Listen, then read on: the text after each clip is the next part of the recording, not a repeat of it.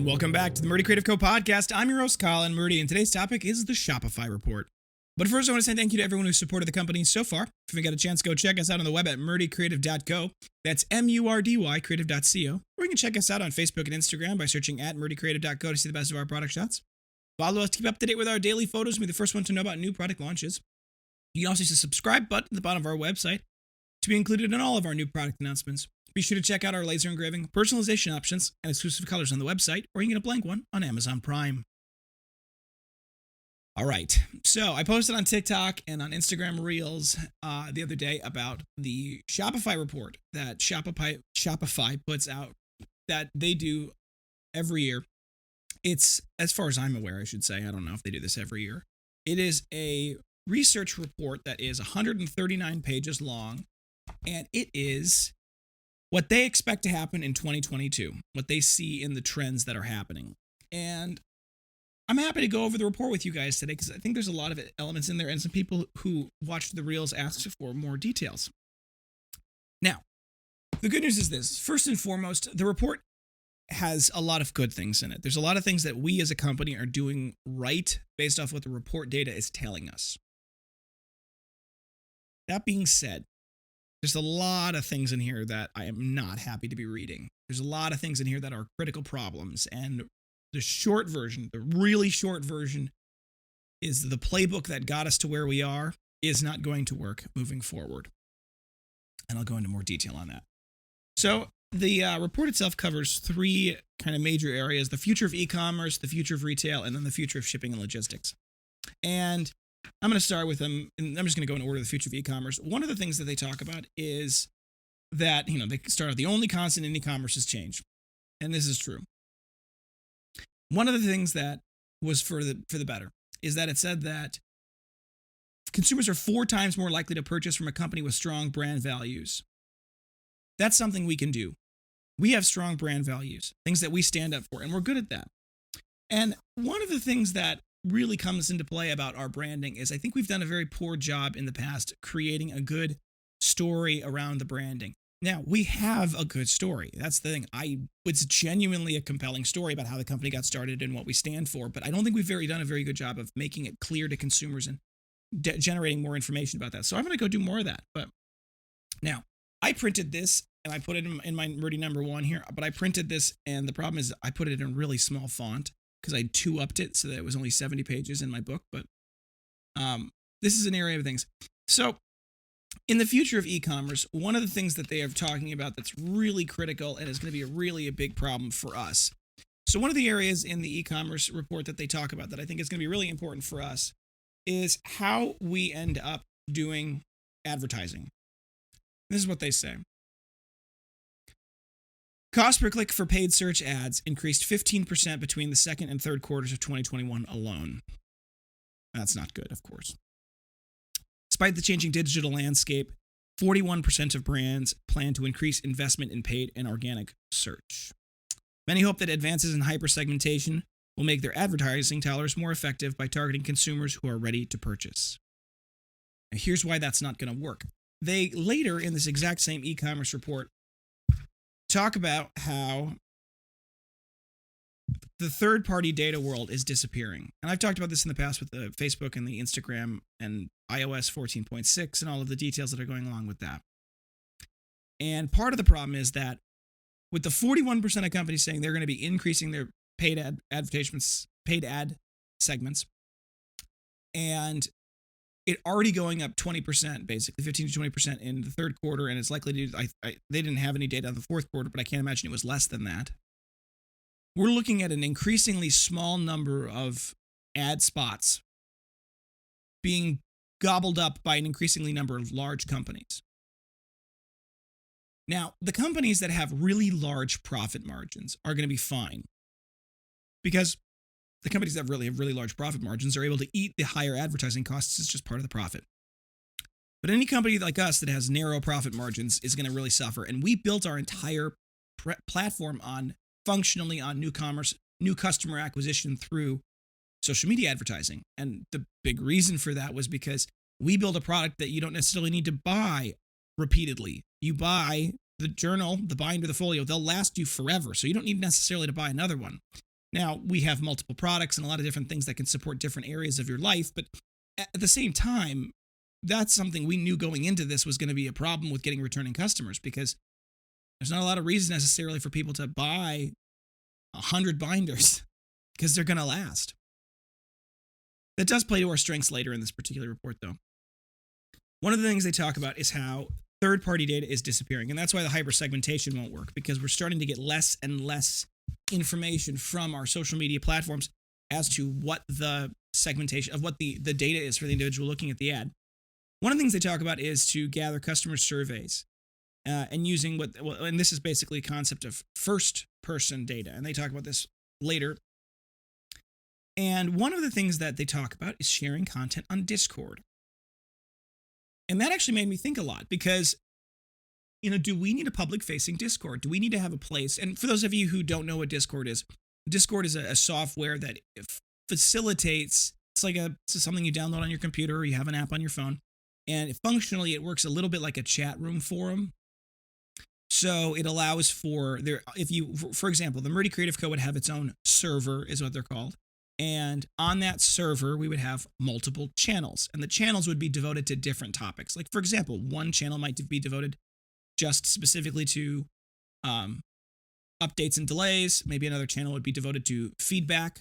Maybe another channel would be devoted to product development and testing. And we as a company would put on those different channels information about how that things, and it's a place where anybody on the server can comment, right? So if you're someone who likes to follow small business development of product, I would be on there talking about, I'm thinking about developing this product. This is some of my early prototypes of it.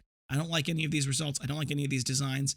What do you guys think? And people could give feedback on that kind of thing. So, using a public-facing Discord would be a good option in that regard, because it would allow us to have more intimate conversations in small group settings functionally with our with our customers. And to that effect, we would be able to facilitate focus group, which is something we've always wanted to do, because there's a lot of questions that we have.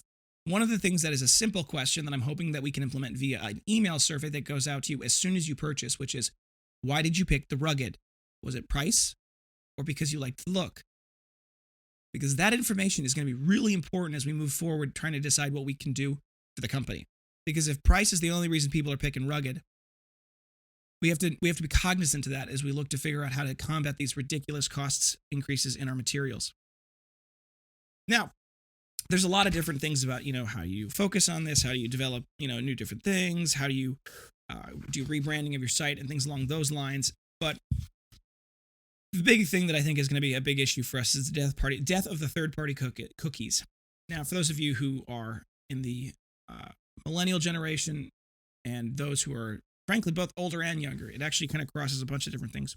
There's this problem where we've decided we really want our privacy. And hey, I'm one of those people. The problem is that as we increase our privacy online, after iOS 14.6 increased their privacy procedures for Apple, with more people using browsers like Brave or other cookie blocking browsers, it creates a problem for people like me who have to do marketing, because it means that I have no idea who is on my site. I have no idea any information about them, because I have no idea who they are, where they're located, what their age group is, what their interest is, what their income level is. I have no way to know whether they're reasonable leads or not. And this is a bigger issue when you talk about spending money on advertising, because the goal is for every type of advertising is to spend your advertising dollars putting your product in front of people who can legitimately pay for it and who actually want it. Well, that requires quite a bit amount of information to know that information well. But this thing talks about a couple of good ideas. This brand collects data directly. They're talking about a brand that's being successful in this area, beating this problem, I should say. This data is data, talking about the first-person data, that brand collects directly from their consumers with their consumers' consent. In 2022, 42% of brands plan to offer their customers personalized product recommendations through tools like quizzes, custom mobile apps, and first-person or third-party behavioral data that encourages data sharing. This is an interesting idea that I think actually could be a good fit for us, because a lot of customers come to our website not necessarily sure what they need. So if we could develop a good customer quiz, getting a little information about who you are, what you plan to use these things for, what you need, I think we can create good recommendations. And frankly, that's a kind of a nice balance between, we don't necessarily need to know enough about you, to we don't need to know anything about you that goes beyond the ability to do those things, but we do need that information to be able to better serve you. That's, I think, kind of the idea that needs to be for this. One of the things they talk about is how personalization isn't making brands more personable. And actually, I read this and I'm like, yes, I understand this completely. When, I don't know, Apple puts my name in the top of their emails, they say, "Hi, Colin," and then that doesn't mean anything to me. I know exactly how that's done, and that's not like cool. And so I think that they talk about here that to become more personable as a brand is based off of being genuine, and that's really hard to fake, of course. So one of the things that generates customer loyalty is shared identity, rituals and tradition, and a sense of responsibility to serve one another. That is a very interesting concept. I love the idea that our company exists to serve our community, to serve our customers. That I get 100%. But we need to be able to, how do we work on continuing to foster that relationship to be a two-way street? How do we get our customers to say, you know what, I want to help serve the brand. I want to help the company succeed. And I think if we can generate that feeling, and I think we can, right? Because I think there are a lot of people who genuinely believe in the project. They believe in what we're doing. They believe in who we are and what we're trying to accomplish. And so when we come out and say, you know what, first quarter is a really slow season. We really need help. If you can afford to purchase something and you've been looking at getting it, don't wait. Now's the time, right? If we can do that, I think we may be able to see some success in that regard, and it could be a good area for us. They talk about a lot about building communities using live chats, and there's a lot of interesting information about how customers really do want to have that really close relationship. There's a couple of cool ideas about doing limited edition things to create that community, because they focus on how you need to have a good relationship and build that and foster that, because new customer acquisition may not be as successful as it was in the past, which is an issue for us. Video is making social commerce more sociable. Video is the key to unlocking the power of social commerce. Leading brands are focusing on social-first approaches like behind-the-scenes live streams, video consultations, and personalized product recommendations. Absolutely, this is true, and it's really creating a challenge for me because I have to get better at making videos, and I have to learn a new skill here, but that's good. And there are a lot of elements where I think we as a company have such a great opportunity to do great videos. We have amazing behind the scenes. We have so much information. We do a cool thing. We make a cool product. So we can have a lot of cool opportunities there. I just need to be better about how to do it. They also talk about live chat. 58% of shoppers say an excellent past customer service experience is driving the factor to influence their purchasing decision. And that live chat is an important feature for 2022, and that 43% of consumers surveyed said they were likely to use live chat in the next year. And later in the report, they talk about how a large percentage of those that use live chat convert within one day. So maybe we need to expand our live chat hours. We've basically limited our live chat hours to during work hours because we have more people to manage the live chat. But I'm realizing that at some level, what it may come down to is it may come down to me just having to be on call every night, all night long to answer live chat questions, which, you know what? I'm willing to test it, because if it works, it works, and we need to do it if it works. So, all right, let's move on a little bit. They talk about the future of retail here, and I'm not going to go too much into detail because it doesn't affect us as much, but the point that they make is that the demand for in-store shopping is on the rise since COVID. A lot of people want in-store experiences, and because of a lot of businesses going out of business during COVID, retail space is actually relatively cheap and easy to come by. So there is a lot of ideas about saying, okay, if you're an e-commerce store that was successful, maybe it's time to look at starting a retail location and then creating a unified experience between them. Now, long term, I love this idea. I love this idea a lot. I've always wanted to have a workshop, maybe multiple workshops around the country, where people could come into the workshop and they could literally pick out their piece of leather, and the person would cut it out in front of their very eyes and laser engrave it in front of their very eyes and assemble it right before them. They could maybe add some additional customization that isn't available on the website. Maybe they can, I don't know, pick hardware that's a different color, right? Something we've never done before. So that would be and we could create a really cool experience. We could have a really cool, aesthetic and feel for the workshop so that people really feel like they're kind of stepping back in time. And I think that's something that would be a great experience. It would be a compelling pitch to someone who is interested in that kind of thing. So long term, I think it's a great fit for us. They talk about using pop-up locations as a way to test interest in local, in a local place. And I went back through all of our reports and I found the top 40 cities that we sold to. And I don't know if we're actually going to do pop-ups this year. There's a lot of moving parts to make that work, but just based off of the preliminary research I did, it makes sense to do one potentially in Texas, whether in Austin or Fort Worth. Those would kind of be the area, Dallas-Fort Worth area. Those are two big areas, although Texas, I think we did Fort Worth, Austin, Dallas, Houston, San Antonio. Those were the big cities for us. So doing something in that environment would be a good environment for us. Atlanta was a big one, Tampa, Florida. There's a lot of really good, I think, areas where we could do pop-ups, and I want to try that. But like I said, I've only done a little bit of research into this, and I can tell from my early research, it's going to require some real forethought and expertise that we have to cultivate if we're going to do it. They talk about quick delivery and how using local shops and local locations to do shipping can allow for quick delivery, and that's a big part of this. It also really makes a big effect. A sense of community is a top motivator to visit local shops out of the consumers that were surveyed. 81% of Gen Z consumers in the United States prefer to shop in stores to discover new products. When I read that, I was just shocked. And I need to think about that a little more. Now, am I surprised? Not really. I think there's always a pendulum swing. People like, I think, the serendipity of discovering new things when they shop, but that one did surprise me. That's a significant portion of Gen Z. So when we're talking long term for the company, as we look to the future, it makes sense for us to say, look, Gen Z is our next target market. We've got to be prepared that in a couple of years, we would be able to cater to their specific desires, which obviously is in-store shopping. So talk a little more about pop-up, use customer profiles to offer personalized recommendations, a lot of technology-based stuff. They do talk about how the average order value is around 60 to 80% higher for customers who came into the store in their example to shop. So that would be interesting. They talk about Omni Channel, which is just the idea that you can have a seamless experience in store and out of store, that you could be able to look at something online, like it. You could walk into the store and you could find that same thing. Maybe you purchase online, maybe you purchase in store, but having a unified experience across these different places. And I had a couple of my notes in here about what our location might look like if we were to do that. Let's move on to the last part that really, I don't know. This is going to be interesting. So 43% of consumers say they're likely to use live chat.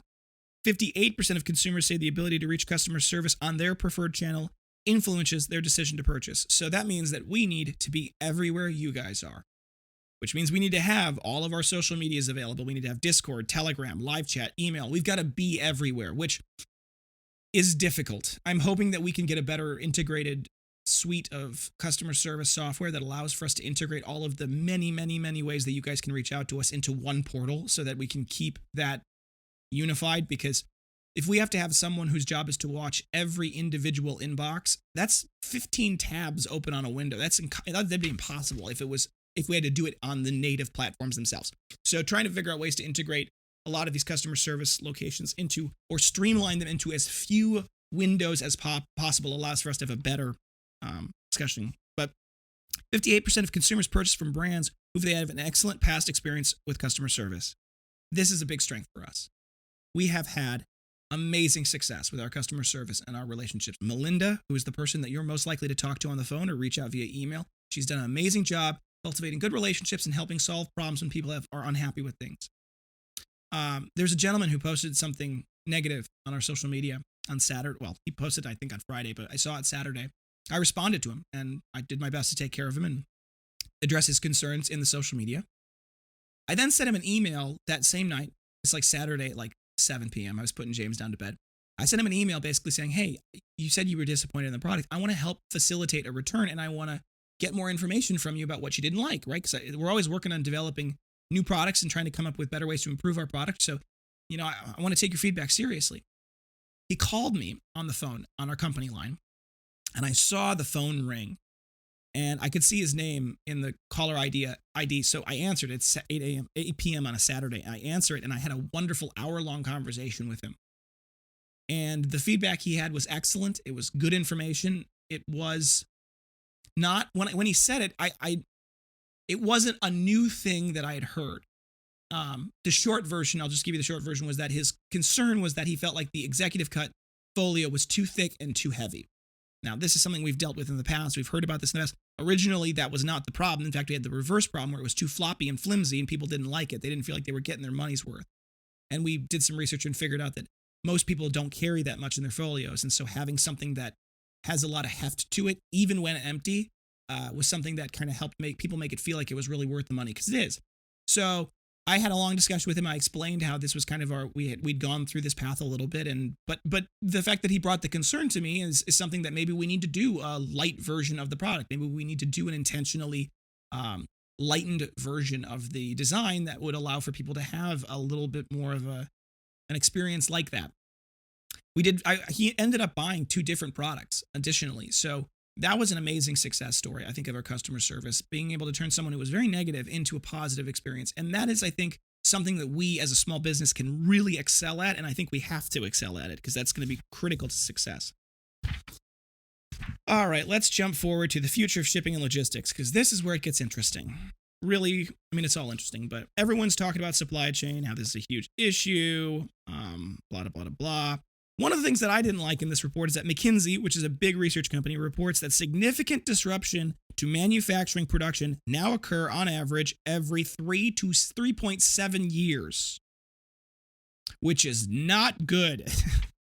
Anyway, what it really means is it means that we need to continue to do what we've always done, which is to improve and strengthen our domestic suppliers. We need to work on finding multiple sources of all of our pieces from domestic suppliers, because that allows for us to avoid the global shipping problems, and it allows for us to have a really good supply chain in play. And that's actually just good advice all around in general for that. So then they're talking about the issue of shortages in the time. In an era when 60% of global consumers expect same, next, or 2-day delivery, customers aren't above turning to competitors to get goods when products are delayed or unavailable. The Amazon effect. People just assume that they can get things in 2 days. And the reason why is because oftentimes they can. Well, that creates a really competitive environment that's really challenging for companies like mine, where we actually make things, because it's not like your order is sitting on the shelf before you order it. It's something that's made to order. So this means that we have to be really on top of our production. We've got to be absolutely on top of our production, and we have to offer good options for shipping, and we have to be reliable on that. There's a couple of ideas on, how you improve that is purchase online, pick up in store. Unfortunately, we don't have enough locations to really make that happen, with being the one workshop that we have is in the middle of nowhere in Wisconsin. So there's a couple of things about creating transparency with customers. This is an area where actually I think we have some opportunity to develop. What I mean by that is our order tickets have a barcode on the top of them that is the order number itself. We don't have the systems in place, but one of the things that we've talked about in general is having it so that here's the short 2-second version of how our system works. We print out the order ticket after you place your order. That order ticket is then the cutting people have lists of things that they need to cut out. They cut them out, they put them on the shelf. The engraving people then take the order tickets, go and pick the item off the shelf. They go and engrave the leather, because that's what they're picking off the shelf is the leather. Then it goes into the washing station, and then it goes to drying. And then what ends up happening is the assembly people make the product itself, and then it goes into the shipping.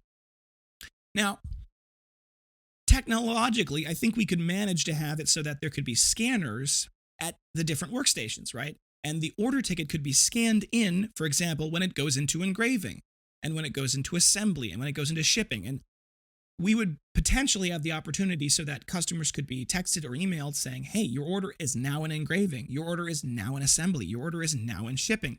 Now, there's a downside to that, which is you're going to get 4 emails probably in the same day, or in 1 to 2 days, you're going to get those emails, because it's going to happen that fast. That's how fast things will go from engraving to, normally things will sit in engraving for a few hours, depending on how big of stack we have to engrave. And then after that, they'll go into assembly, and the time it takes to go from assembly to shelf to shipping is normally no more than 2 or 3 hours. So, you could track it along, and that kind of transparency might be good, but it also could be annoying. So we got to balance that out, but I think it's interesting. They talk about using third-party logistics, which doesn't really fit with our model at all, because almost everything that goes out of our store is customized.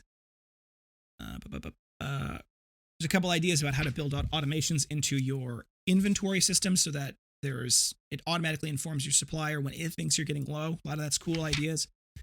We do some of that, by the way. Now, one of the things they're talking about is consumers are seeking sustainably operated businesses. And this is an area where we are good at it on accident.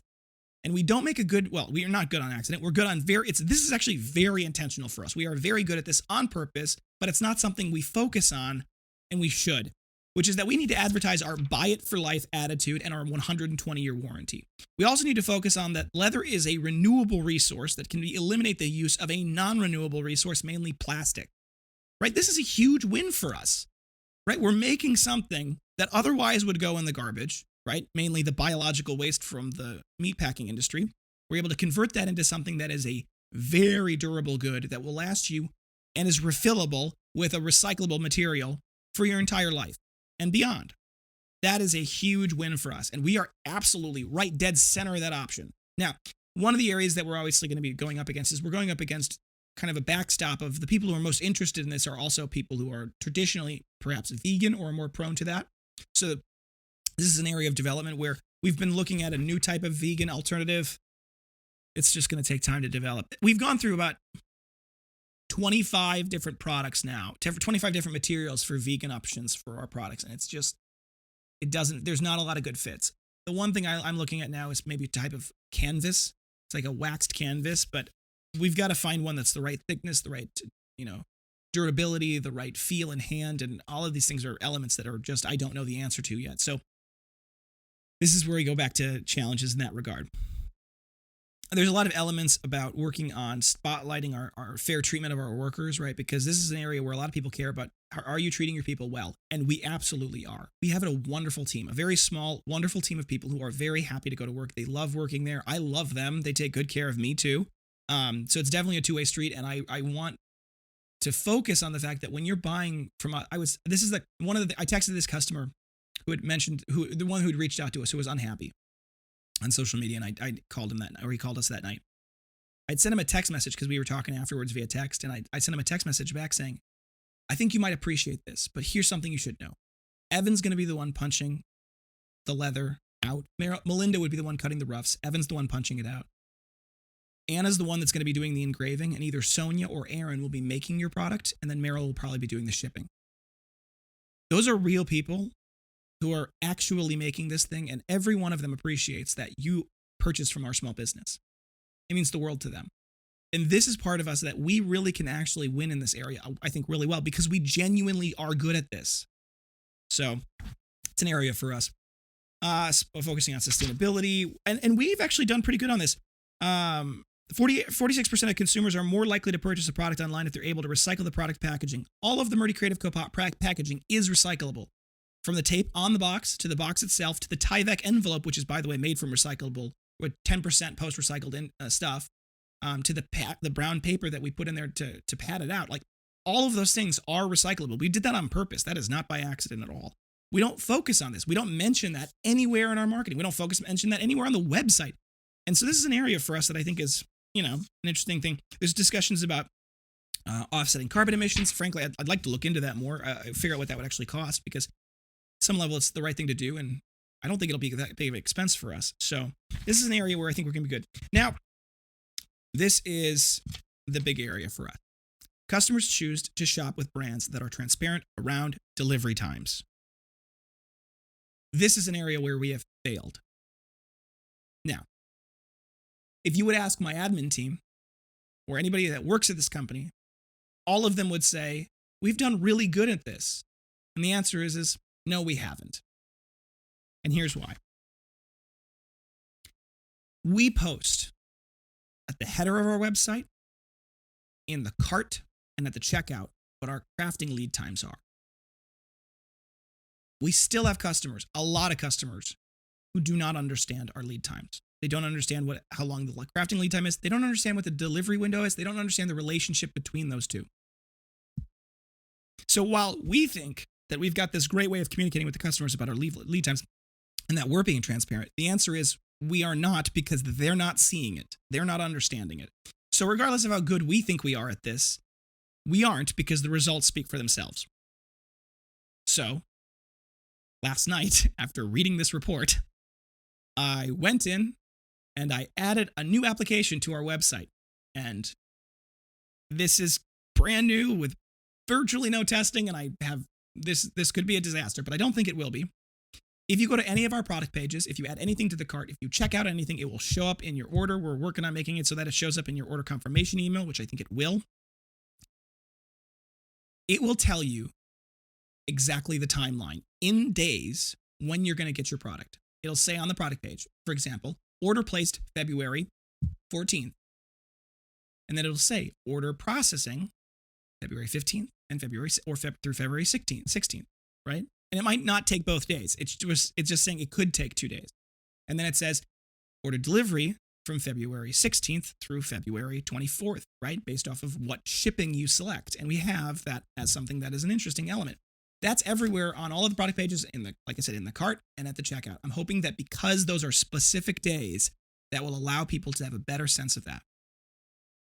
Now, this is an interesting area, and this is a problem. Thanks to industry leaders, customers have already been conditioned to expect fast, free, on-time delivery.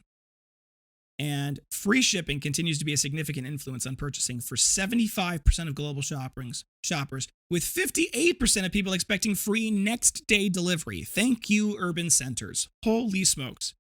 58% of people expecting free next-day delivery. What? Now, this is probably because I've always lived in Wisconsin in the boonies. So free next-day shipping for us would be impossible in where I live. Like you would be virtually impossible to get any major company to free ship next day out to here. It'd be ridiculously expensive. Now, obviously in urban centers like Chicago, New York, LA, even places, Austin, all of the areas where there's major resources that Amazon have put into that areas, as well as other major competitors to Amazon, they can do next day because they're shipping from a local store, right? So it's going to get there next day on accident. Anyway, this is a big issue. So 75% of people say that it's a significant or very significant influence that they have free shipping. 60% of people say it's a significant or very significant influence to have fast shipping. And 53% of people say it's significant or very significant to be flexible in the shipping. So this is an issue where it's an issue. It is. Brands that aren't able to fulfill their delivery promises are in trouble. A 2020 survey found that when packages were delayed, but the customers weren't informed, 69.7% of them would be less likely to shop with that retailer again. Now, this is a problem because the time that packages are often delayed through no fault of our own, right? It's not our fault that UPS has a storm that they can't get through, right? Like, this is an area where there's a challenge that we've got to get better about finding technology that can inform customers in real time of the tracking information from the supplier, from the tracking company, from the shipping company. Now we got to figure that out because that's an issue. 32% of customers have abandoned their carts because the estimated shipping time was too long, and 22% because they were abandoned because there was no guarantee of delivery date. That is shocking to me. But now we have that, so hopefully we're solving this problem. 45% of shoppers are looking for businesses who clearly show anticipated delivery times. So I'm really hoping that with this new application integrated on our website, we can capture a lot of customers who were unhappy because we didn't necessarily have that very well before. 74% of consumers are influenced by price, while 68% are influenced by the estimated total delivery time. This is interesting. We could offer, as a company, the Murdy Creative Company could offer free 2-day shipping on every order. We'd have to raise our prices by between $10 and $15 across the board. So, if price is actually more influential than delivery times, that would belie that type of price increase to accomplish that would not necessarily be worth it, but there's a balance that has to be struck. People want regular shipping updates and delivery options that suit their needs, which is hilarious to me because if you want shipping options that you suit your needs, but 58% of customers expect next day delivery, what? Like, that's not options. That's 58% of customers want it almost 60% of customers expect it next day, but still want options, right? Anyway. they expect to be informed of the customer when the order is prepared and shipped. This goes back to our scanning idea, and that could be there's something to that. Consider using space on your online store like a banner that advertises customers when they might receive their order, even before they've reached the checkout page. We're starting to do this now, and I think we're going to be doing this really well. I liked this one. Asking a customer for feedback on a product when they haven't received it can magnify frustrations. This has actually been something that's been a problem for us in the past, and I do not like that it's a problem for us in the past. The main problem is because our feedback emails are based on a time frame, like post when you've ordered. But if we've got back orders of, like, for example, when we ran out of espresso and we had to back order that for a certain amount of time, there was a lot of people whose orders, the timer from the time when they ordered to the time that they got asked about their feedback was shorter than the backlog and the delay. So that's an issue where we need to work on figuring out how to time out our emails so that they are based off of when the shipping happens, not when the order happens. But one of the things they talk about is that you need to have real people who are capable of proactively responding and resolving issues, which we are good at. We have real people, me and Melinda, basically. Sometimes Meryl, depending on how busy Melinda is, will be the people answering your questions. This is interesting because this is actually really interesting in a good way for us.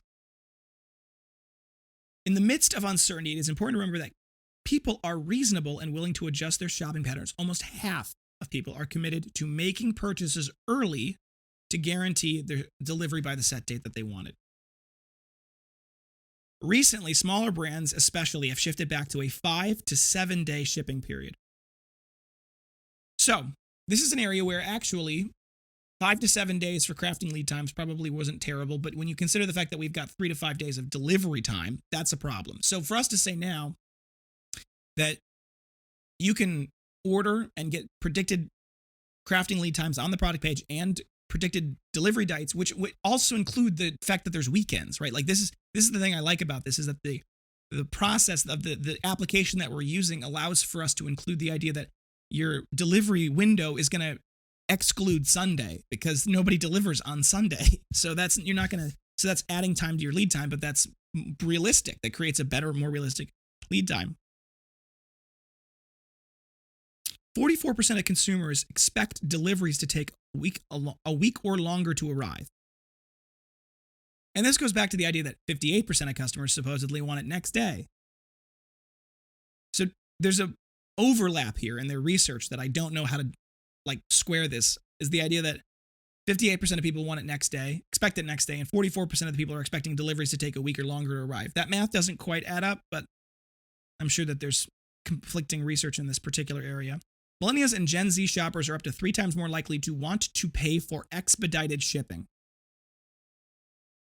Interesting. Now, what that really tells me is that offering free 2-day shipping might not be the right answer, and that's actually not the direction we went because of this. So,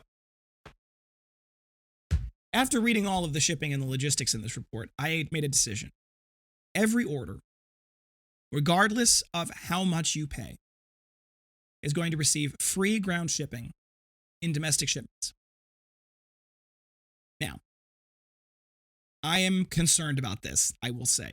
We just did a price increase, but the price increase that we just did not account for us to have to deal with an increased expense in shipping, and it did not take that into account at all. But a big issue right now is that our conversion rate is really low. Only 46% of the people who initiate checkout on our website complete checkout. I have no idea if that's good or bad, realistically. I'm still doing research on that question. But what I can tell you is that the only reason I can think of someone abandoning checkout once they hit the checkout button is because of shipping and tax. So if we can say that now on our website, you get an accurate lead time estimate with days, like it says February 14th is your order, February 15th through 16th is when your order is made, and February 19th through 24th, for example, is when the estimated delivery window is, right? So it's giving you actual days for delivery estimates. It also will now have free shipping and free ground shipping, I should say. And if you would like to upgrade to next day air or 2-day air, that'll be an option as well. So I'm hoping between the free shipping option and the estimated delivery dates, we can work on increasing our conversion rate of people who hit our cart and hit checkout but don't actually complete that, because 46% is too low. It is way, way, way too low. And we've got to improve our conversion rates. And here's the thing. We can actually deal with the increased cost of the shipping if our conversion rates improve the volume, right? If we're selling a lot more product, we can deal with that, because our major burden right now, the thing that's slowing us down, is that we have a lot of employees, a lot of staff, and high labor costs because we pay them pretty well. And we have those as a kind of a remnant of our Christmas time, but also because we need that many people to be able to have a stable labor force, right? We need to have the number of people we have, which is like 8 or 9 people, right? The reason why we have that is because if someone gets sick, if someone goes on vacation, we have enough labor to compensate, right?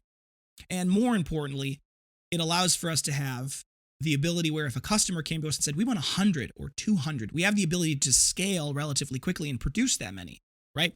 If you have 4 people, you're limited in your ability to produce, right?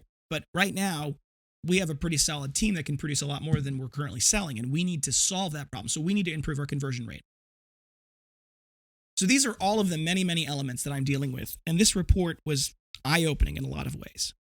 There's good news. And the good news is this. We have a strong brand with strong brand values that focus on sustainability and are genuinely sustainable. We have a great team of people who are very happy with their jobs and do very good work and are very committed to the cause. And people, I think, can appreciate that. And also, we have a really cool process. We make a cool product that's visually appealing and is interesting. And we make it in an interesting way. And so we can showcase that through better advertising that focuses on that transparency. Finally, and this is going to be an important element, kind of working backwards, is we've got to work on creating a better method of communicating and having roundtable discussions with our customers. I think Discord might be a good option. I mean, I think that one of the areas that's going to be a problem for us is that Discord is designed predominantly and is more popular with the younger generation, and a lot of our customers are of the older ilk, so it's going to be trickier to pull that off. But we can implement the Discord, and even if it's not like gangbusters successful out of the gate, it may become more successful over time, and it's a good investment long-term anyway. So maybe that's the right place, but regardless, we need to figure out ways to have roundtable discussions with our customers and get more information and feedback from them about why they made the decisions that they did and what were the factors that influenced them. Because that's that first party data that we need to have, because we're not going to have third-party data pretty soon. In fact, in the report, it says that the estimates are that marketers will abandon cookies entirely by 2025. What that means is that by 2025, any effort to track you online will be futile, at least for an advertiser's perspective. I'm sure the government will still keep an eye on you, but regardless, because of that, I think it's going to create a real problem, because it's going to force marketing people and companies like mine to have to go back to shotgun style marketing where you just put television commercials out there and you hope it works because you don't know who it's going to be put in front of. But maybe we'll find a solution to that. Maybe we'll get better at this. And there's a lot of opportunities for the company. I'm overall very bullish on our future long term. It's just getting through this part, and I think that this new free shipping opportunity this new free shipping option for every order that's free domestic shipping, and this specific estimated lead time information can be very valuable, and I'm hoping that it generates real success. So who knows? I know this was a much longer episode. I appreciate all of you who are bearing with me, and for those of you who are interested in this particular topic. Obviously, this report is complicated. There's I barely scratched the surface. This is a 139-page report with all of the footnotes, by the way, and the research in the back of it, so you can reach this. I am going to put a link to the PDF in the description for the podcast itself. So if you would like to go download a copy of the report and read through all of the many details, it's actually really quite interesting. I know that it may not be interesting for everybody, but even if you're not in business, it might be interesting to see what people are saying about you, the customer, in the research world. And it might be very valuable for you to see, as someone who isn't a business owner, what kind of things affect us as business owners so that you can become a better and more informed shopper. All good things, I think.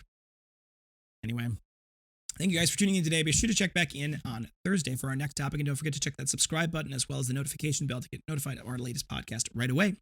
If you have any questions or concerns about your leather binder, journal, folio, anything else we sell, please feel free to contact us on the main page of our website at murdycreative.co. You can contact us via Instagram, Facebook, TikTok. You can also reach out to us via text and call 414-434-9001. We also have the live chat available on the website now, so you can reach out to us via the live chat. We have a lot of different ways of getting a hold of us, and we want you to get a hold of us. We want to have that relationship. We want to talk to you because that's an area where we can help. Even if it's just something as simple as, I don't know which product I need.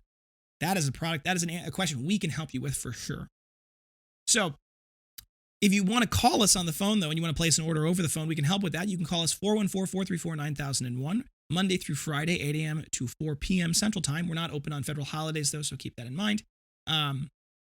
You can also text us at that number as well, 414-434-9001. If you're going to call us and you don't get a hold of us for whatever reason, you want to leave us a voicemail, please do so. We will answer them. We will respond to them. We do listen to the voicemails.